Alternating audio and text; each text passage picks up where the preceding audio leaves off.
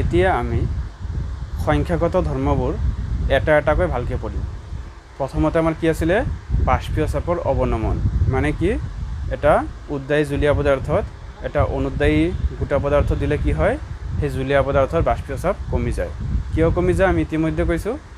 বিশুদ্ধ দ্ৰাৱকৰ পৃষ্ঠত একমাত্ৰ দ্ৰাৱকৰ কণা থাকে আৰু সেই দ্ৰাৱকৰ কণাবোৰে বাষ্প হৈ বাষ্পীয় চাপৰ সৃষ্টি কৰে। দ্ৰৱত কিন্তু কি হয়, দ্ৰৱৰ পৃষ্ঠত দ্ৰাৱকৰ কণাও থাকে, দ্ৰাব্যৰ কণাও থাকে। আৰু দ্ৰাব্যবোৰ যেহেতু অনুদ্দায়ী হয়, সেইবোৰ বাষ্প সৃষ্টি কৰিব নোৱাৰে, একমাত্ৰ দ্ৰাৱকৰ কণাবোৰে বাষ্প সৃষ্টি কৰে।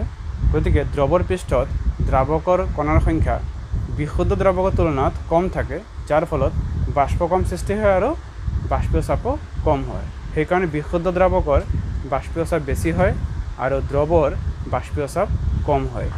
অৰ্থাৎ কোনো বিশুদ্ধ দ্ৰাৱকত যেতিয়া দ্ৰাব্য যোগ কৰা হয়, সেই দ্ৰৱৰ বাষ্পীয় চাপ কি হয়, কমি যায়। এইটো কি বুলি কয়, বাষ্পীয় চাপৰ অৱনমন, লোৱাৰিং অফ ভেপাৰ প্ৰেছাৰ।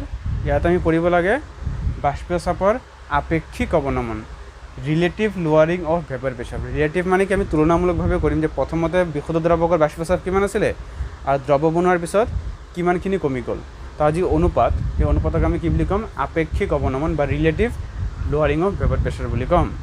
আমি বুজিবলৈ এটা উদাহৰণ লৈ লওঁ। ধৰি লওঁ এটা আমি বিশুদ্ধ দ্ৰাৱক লৈছোঁ W1 গ্ৰাম, কিবা এটা পৰিমাণ ধৰি লওঁ 10 গ্ৰাম 20 গ্ৰাম। আমি বিশুদ্ধ দ্ৰাৱক লৈছোঁ, এটা পিয়ৰ চলভেণ্ট লৈছোঁ কিমান, W1 গ্ৰাম। আৰু সেই চলভেণ্টৰ মোলাৰ মাছ ধৰি লোৱা M1, কেপিটেল M1।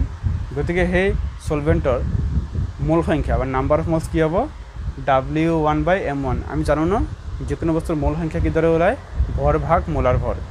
যিকোনো ছাবষ্টেঞ্চৰ নাম্বাৰ অফ মোল কেনেকৈ ওলায়, মাছ বাই মোলাৰ মাছ আমি জানো। গতিকে আমি W1 গ্ৰাম লৈছোঁ, গতিকে সেই W1 গ্ৰামত কিমান মোল আছে, W1/M1। এই হৈছে N1 মোল আছে ধৰি লোৱা। তো পিয়ৰ চলভেণ্ট মই N1 মোল লৈছোঁ, আৰু তাত মই কিবা এটা চলিউড দিম, কিবা এটা গোটা পদাৰ্থ দিম, সেয়া মই কি লৈছোঁ, W2 গ্ৰাম। সেইটোকে মই মোলত ক'লে কি বুলি ক'ম, N2 মোল লৈছোঁ। N2ৰ লগত W2ৰ সম্বন্ধ কি, N2 সমান W2/M2। কেপিটেল M2 হৈছে কি, সেই দ্ৰব্যটোৰ মোলাৰ ভৰ, মোলাৰ মাছ। এতিয়া সেই দ্ৰব্যখিনি মই দ্ৰাৱকত যোগ কৰিলোঁ।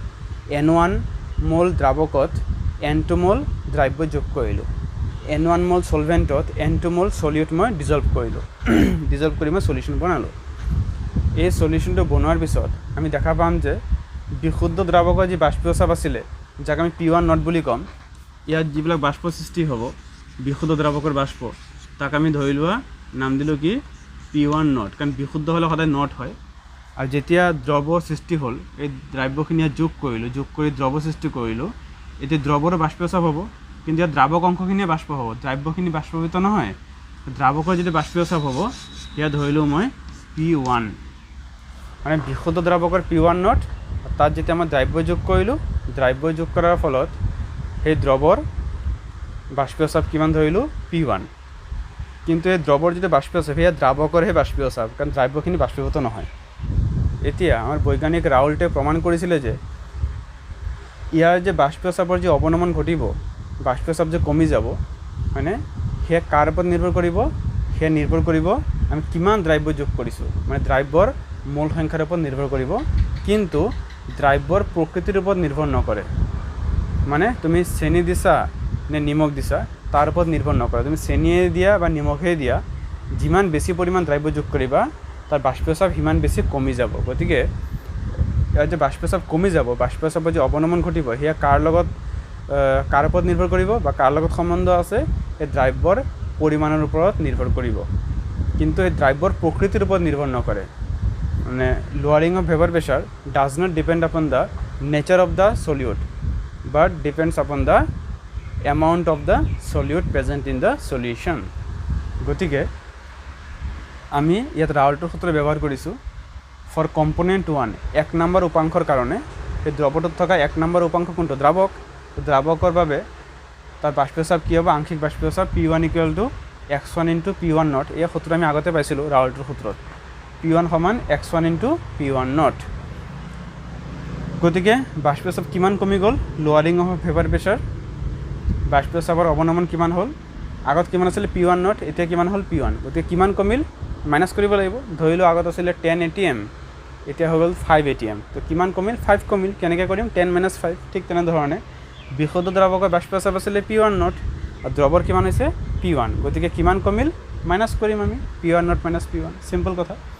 এই যিটো পৰিৱৰ্তন হয়নে, ইয়াক আমি ডেল বুলি কোৱা হয়। ডেল মানে চেঞ্জ, মানে বাষ্প চাপৰ কিমান পৰিৱৰ্তন হ'ল তাক ডেল পি বুলি লিখা হয়। ডেল P1, 1ৰ কাৰণে 1 লিখিছোঁ, P1 নট মাইনাছ P1, এই P1 নট মাইনাছ P1ৰ জেগাত এই সূত্ৰ লিখিছোঁ, এইটো এই ৰাউল্টৰ সূত্ৰ নহয়নে, ইয়াৰ মান বহাইছোঁ। P1 নট কমন লৈছোঁ, 1 - x1। 1 - x1ক মই কি লিখিব পাৰোঁ? x2 লিখিব পাৰোঁ। x1 মানে কি? মূল ভগ্নাংশ ন, মূল ফ্ৰেকশ্যন, 1 নম্বৰ কম্পনেণ্টৰ মূল ফ্ৰেকশ্যন নহয়নে, আৰু x2 মানে কি? 2 নম্বৰ কম্পনেণ্টৰ মূল ফ্ৰেকশ্যন আমি জানো। গতিকে 1 - x1ৰ জেগাত x2 লিখিব পাৰোঁ। সেইখিনি আমি ইতিমধ্যে বুজিছোঁ আমি। এইখিনি হৈ গ'ল আমাৰ বাষ্প চাপৰ অৱনমন, লোৱাৰিং অফ ভেপাৰ প্ৰেছাৰ। ফৰ্মুলা কি? P1 not into x2। এটা আমাৰ কি লাগে? Relative lowering of vapour pressure লাগে, বাষ্প চাপৰ আপেক্ষিক অৱনমন লাগে। গতিকে মই কি কৰিম? সেই লোৱাৰিং অফ ভেপাৰ প্ৰেছাৰক আমি একচুৱেল যিটো ভেপাৰ প্ৰেছাৰ তাৰ ডিভাইড কৰি দিব লাগিব, হয়নে? বাষ্প চাপৰ অৱনমনক মই বিশুদ্ধ দ্ৰাৱকৰ বাষ্প চাপেৰে হৰণ কৰিব লাগিব, তেতিয়া কি ওলাব? বাষ্প চাপৰ আপেক্ষিক অৱনমন ওলাব। গতিকে relative lowering of vapour pressure কি কৰিলোঁ মই? Lowering of vapour pressure by vapour pressure of the pure solvent divide কৰিলোঁ। ডিভাইড কৰি এইটো কেঞ্চেল হ'ল, P1 নট কেঞ্চেল হ'ল, থাকিল x2। x2 মানে কি? x2 মানে হৈছে 2 নম্বৰ কম্পনেণ্টৰ মূল ফ্ৰেকশ্যন, 2 নম্বৰ উপাংশৰ মূল ভগ্নাংশ বা দ্ৰাব্যৰ মূল ভগ্নাংশ। মূল ভগ্নাংশ কিদৰে ওলাই আমি ইতিমধ্যে পঢ়িছোঁ। x2 সমান কি? n2 বাই n1 প্লাছ n2 লিখিব পাৰোঁ। এতিয়া যদি এই দ্ৰৱটো বহুত লঘু দ্ৰৱ লোৱা হয়, বহুত পাতল দ্ৰৱ লোৱা হয়, ফৰ ডাইলিউট সলিউশ্যন। ডাইলিউট মানে কি? য'ত দ্ৰব্যৰ পৰিমাণ অতিকৈ কম পৰিমাণে আছে। যদি সেই দ্ৰৱটোত দ্ৰব্যৰ পৰিমাণ অতি কম থাকে, তাক আমি কি বুলি ক'ম? লঘু দ্ৰৱ বা ডাইলিউট সলিউশ্যন। তেতিয়া আমাৰ n2ৰ মান n1ৰ তুলনাত অতিকৈ ক্ষুদ্ৰ হ'ব। তেতিয়া মই n1 প্লাছ n2ৰ জেগাত মই ডাইৰেক্ট n1 লিখিব পাৰোঁ। বুজিবলৈ এটা সংখ্যা তুমি লৈ লোৱা, ধৰি লোৱা n1ৰ মান আছিলে 100 আৰু n2ৰ মান ধৰি লোৱা হ'ল 0.002। যেতিয়া n1 প্লাছ n2 কি হ'ব? তেতিয়া যোগ কৰিলে n1 প্লাছ n2 কি আহিব? 100.002। 100.002ক মই 100 বুলিও ক'ব পাৰোঁ, 100.002 মই 100 বুলি ক'লেও ভুল নহ'ব, তাৰমানে n1 বুলি ক'ব পাৰোঁ। গতিকে n1 প্লাছ n2ৰ জেগাত মই n1 লিখিলোঁ, কাৰণ যিহেতু n2ৰ মান বহুত সৰু, অতিকৈ ক্ষুদ্ৰ মান। গতিকে n2 মানে আমি জানো W2 বাই M2, এই W2 বাই M2, আৰু n1 মানে জানো W1 বাই M1, এই W1 বাই M1। M1টো ডিভাইডটো ওপৰত গুচি গৈছে, অকণমান সজাই লৈছোঁ। গতিকে এই হৈছে মানে এটা সূত্ৰ, হয়নে? এটা দ্ৰৱৰ relative lowering of vapour pressure equal to formula কি? W2 M1 বাই M2 W1। W2 মানে কি? তোমাৰ দ্ৰব্যৰ ভৰ, মাছ অফ দ্য সলিউট। M1 মানে কি? Molar mass of the solvent, দ্ৰাৱকৰ মোলাৰ ভৰ। M2 মানে কি? দ্ৰব্যৰ মোলাৰ ভৰ, molar mass of the solute. W1 মানে কি? মাছ অফ দ্য সলভেণ্ট, দ্ৰাৱকৰ ভৰ। ইয়াত তোমালোকে লিখি ল'বা, হোৱেৰ মই লিখা নাই, য'ত কোনটো কি লিখি ল'ব লাগিব। W2 মানে কি? W1 মানে কি? M1 মানে কি? M2 মানে কি? এইখিনি ইতিমধ্যে মই বুজাইছিলোঁ আৰম্ভণিতে। গতিকে এই এটা সূত্ৰ যে বিশুদ্ধ দ্ৰাৱক এটা যেতিয়া এটা অনুদ্বায়ী দ্ৰব্য যোগ কৰা হয়, তেতিয়া সেই দ্ৰৱটোৰ বাষ্প চাপ কিমান পৰিমাণে কমি যাব, মানে সেই বাষ্প চাপৰ যে অৱনমন ঘটিব সেয়াৰ সূত্ৰ কি? গতিকে বাষ্প চাপৰ অৱনমন সূত্ৰ হৈছে এইটো P1 নট ইনটু x2।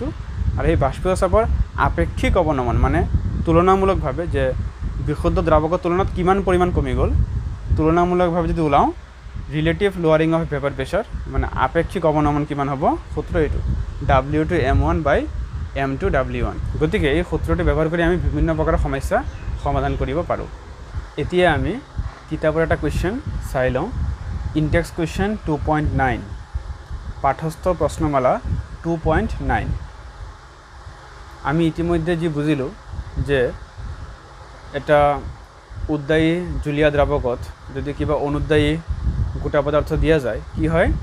সেই দ্ৰাৱকৰ বাষ্প চাপ কি হয়? কমি যায়, হয়নে? বিশুদ্ধ দ্ৰাৱকত যিমান আছিলে বাষ্প চাপ, দ্ৰৱ বনোৱাৰ পিছত সেই দ্ৰাৱকৰ বাষ্প চাপ কি হয়? কমি যায়। তো ইয়াৰ ওপৰত ভিত্তি কৰি এটা অংক দিয়া আছে, এটা আমাৰ সমস্যা দিয়া আছে, এটা প্ৰব্লেম দিয়া আছে। মই ইংলিছত লিখিছোঁ, অসমীয়াত মই বুজাই দিম বা কথাখিনি কৈ দিম। কি কৈছে? Vapour pressure of pure water at 298 kelvin is 23.8 millimetre Hg, মানে পাৰা, Hg মানে পাৰা। 50 গ্রাম of urea is dissolved in 250 gram of water. Calculate the vapor pressure of water for this solution and its relative lowering. মানে কি কৈছে, এটা দ্ৰৱ বনাইছোঁ। কেনেকৈ বনাইছোঁ? 850 গ্ৰাম পানী লৈছোঁ আৰু তাত 50 গ্ৰাম আমি ইউৰিয়া যোগ কৰিছোঁ।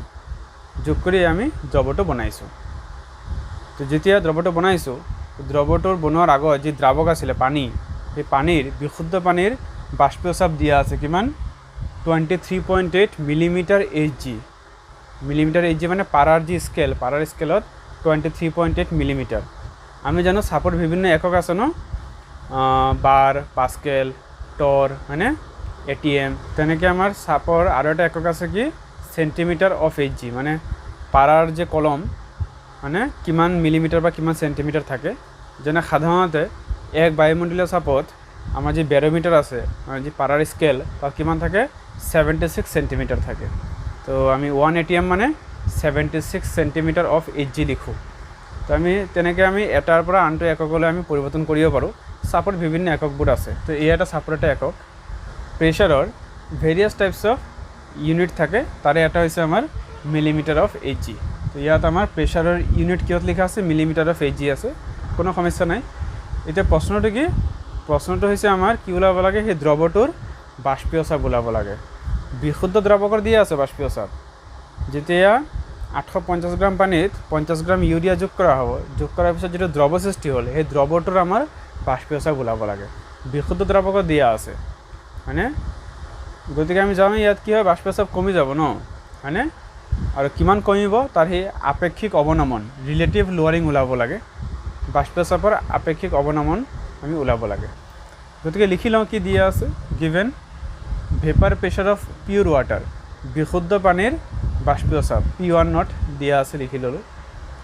মাছ অফ ৱাটাৰ, পানীৰ ভৰ W1, কাৰণ মই দ্ৰাৱকটো 1 লওঁ আৰু দ্ৰব্যটো 2 লৈছোঁ। এইটো নিজৰ কথা, 1 2 তোমালোকে নিজে মিলাই ল'ব পাৰা। সাধাৰণতে দ্ৰাৱকটো 1 লোৱা যায় আৰু দ্ৰব্যটো 2 লোৱা যায়।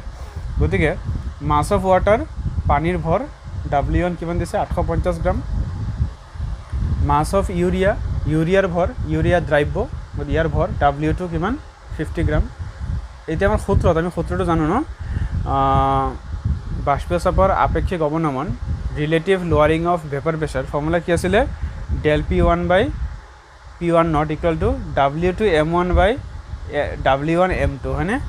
গতিকে কি লাগিব? আমাৰ M1 M2 লাগিব, মানে দ্ৰাৱক আৰু দ্ৰব্য দুয়োটাৰ কি লাগিব? মোলাৰ ভৰ লাগিব। সলভেণ্ট আৰু সলিউটৰ মোলাৰ মাছ লাগিব। গতিকে আমি মোলাৰ মাছ ওলাই লওঁ। Molar mass of water M1, পানীৰ মোলাৰ ভৰ 18 গ্ৰাম পাৰ মোল, আমি জানো। তেনেকৈ মোলাৰ মাছ অফ ইউৰিয়া, ইউৰিয়াৰ মোলাৰ ভৰ আমি সূত্ৰ যিটো সংকেতৰ পৰা আমি ওলাব পাৰোঁ ন, ইয়াৰ পাৰমাণৱিক ভৰবোৰ যোগ কৰি দিব লাগে।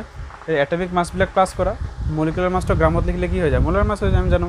নাইট্ৰজেনৰ 14, হাইড্ৰজেনৰ 1, কাৰ্বনৰ 12, অক্সিজেনৰ 16, সেইমতে গোটেইবিলাক যোগ কৰিলে কিমান ওলাইছে? 60 গ্ৰাম পাৰ মোল। গতিকে ইউৰিয়াৰ মোলাৰ ভৰ কিমান? 60 গ্ৰাম পাৰ মোল। এতিয়া আমি সূত্ৰ লগাইছোঁ relative lowering of vapour pressure, বাষ্পীয় চাপৰ আপেক্ষিক অৱনমন। সূত্ৰ কি? ডেল P1 বাই P1। ডেল P1 জেগাত মই আকৌ কি লিখিব পাৰোঁ? P1 মাইনাছ P1 ন, এইখিনি আমি জানো। ইকুৱেল টু সূত্ৰ আছে W2 M1 by W1 M2। গতিকে এই মানবিলাক বহাই দিছোঁ, বহাই দি উত্তৰ ওলাই গৈছে। গতিকে এটা উত্তৰ ওলাই গৈছে ন আমাৰ। যেটা আমাৰ সেকেন্ড কোয়েশ্চন আসলে ইটস ৰিলেটিভ লোয়াৰিং মানে আপেক্ষিক অবনমন ওলাব লাগে। বাষ্পীয় চাপৰ আপেক্ষিক অবনমন relative lowering of vapour pressure কিমান ওলাইছে 0.0176। এই আমার এটা কোয়েশ্চন হৈ গ'ল বাষ্পীয় চাপৰ আপেক্ষিক অবনমন।